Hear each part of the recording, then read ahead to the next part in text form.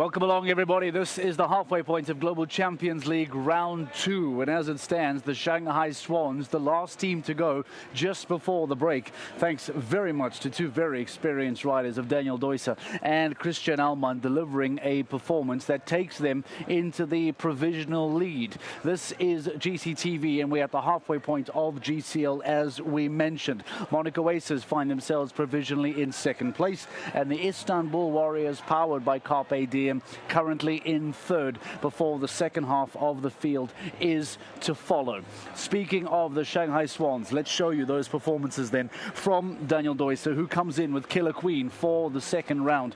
Daniel Deusser jumped Otello in round 1, now makes the horse change and brings in Killer Queen for the second, and delivers a very strong performance that just sees one rail fall very late in the round. Frederick de Backer spoke about this final line, spoke about 13A to 13B, under perhaps the lack of lights. And there it is in that final combination for Daniel Deusser. That fence going down. Christian Allman and Mandato, the multi-Longines Global Champions Tour Grand Prix winner, coming in for his team today in the Global Champions League on Mandato, the 12-year-old. And it's much the same, I'm afraid, for the Shanghai Swans, for Allman, as he then gets over the Cannes fence, makes the rollback by the big podium, and coming into that final line in somewhat of the darker perspective. And exactly like his teammate Daniel Deusser, takes that fence down. We remember back in Madrid for Riesenbach International, and again in Saint-Tropez, of both men taking the same fences down. Well, this is somewhat a similar scenario for the Shanghai Swans. Both Deusser and Allman right in that final line, in that final fence, having that fence go down. Now, Monaco Aces have somehow, and perhaps quite surprisingly, moved their way up the overall rankings tonight, because of a very strong second round. 4 and clear in round 2 from Gregory Cotard and Duarte Sabre. It now means that the Monaco Aces, because of faults to the Doha Falcons, to the Rome Gladiators, to the Prague Lions, have climbed up.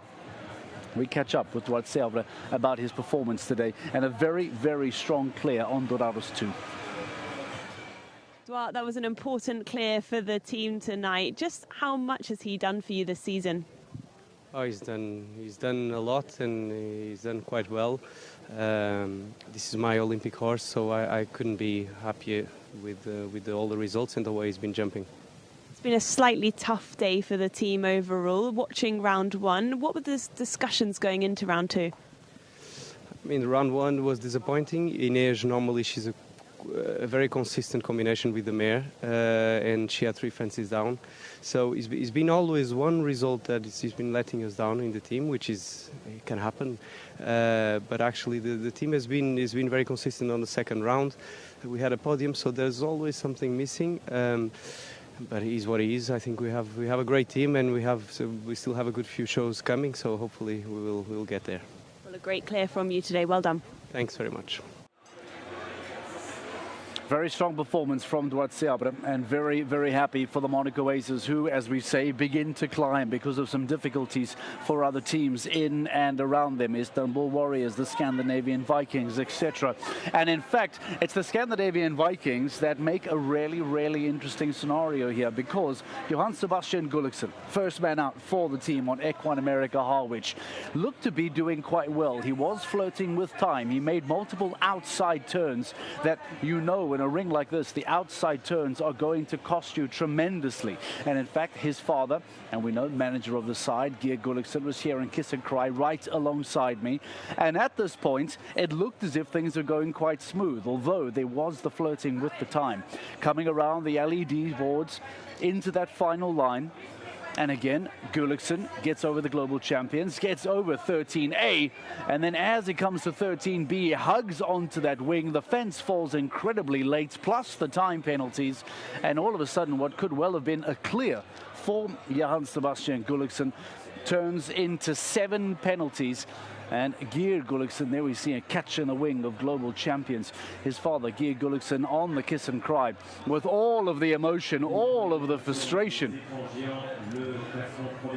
And that is what show jumping does. Hiding, jumping, slamming on the kiss and cry. That is what it all means, and that is what it brings out of people in the world of show jumping. Unfortunately, for the Scandinavian Vikings, things not going as they planned. Well, what about for the Rome Gladiators, powered by ClubMyHorse.tv? We said that they have not had the best of weekends, I'm afraid. They were first to go in GCL round 2 because of 20 penalties in the first round, eventually finishing on 36 overall. We caught up with Nina Malave, who jumped 4 in round 2. Nina, a tough day for the team. What went wrong? Yeah, it's not our best day. We had some unlucky fences, I think. The horses were good, but yeah, I mean, the result is not what we was hoping. I hope we're going to get back stronger for the next stop. It's always tough as well to be first in the teams. Do you think that was also hard for you? I'm not sure that can be like the fact why we had so many races, but yeah, I think we had some bad luck and some rider mistake, if I can say that. The horses were great. It's a small mistake, but yeah, at the end it counts, and the result is not our best result, of course. Thank you, Nina. Thanks. Has been a difficult weekend for the Rome Gladiators team, powered by ClubMyHorse.tv. We are ready for the second half of Global Champions League round 2.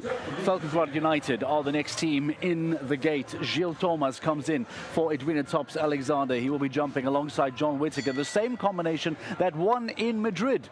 Let's go and join all the action back here on GCTV.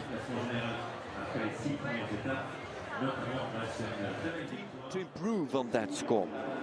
Double clear from Valkenswaard would mean that the leading score would become 8 penalties, but then Gilles Thomas and John Whittaker have to go double clear. Valkenswaard United, 2-time winners here in Cannes in previous years, previous runnings. Winners in 17 and in 18. I have to give it to them. They've been jumping players at every stage, and they've been showing this season much more consistency than in those previous seasons. Last year was a dread for them. Oh, and that back rail is gone, and that's another one. And feels his horse backing off from the Oxer, and then landing on the back rail, not able to stretch. And so Valkenswaard just a single rail in hand now on Shanghai Swans, and margin to the other teams. Thomas with Luna van het Dennenhof.